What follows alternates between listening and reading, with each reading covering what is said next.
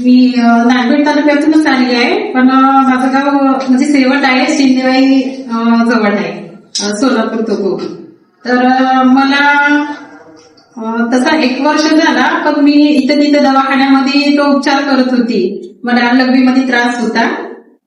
तर मी दवाखान्यामध्ये करून थकून गेली होती.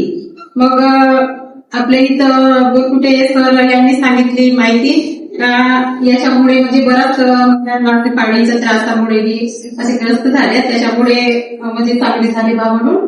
तर ते माझ्याकडे आले आणि सांगितले, ते आधीच सांगितले होते, पण कसं म्हणजे मी रिस्पेक्ट नव्हती करत का खरंच होईल का बा फायदा नाही होईल असं मला वाटत होतं.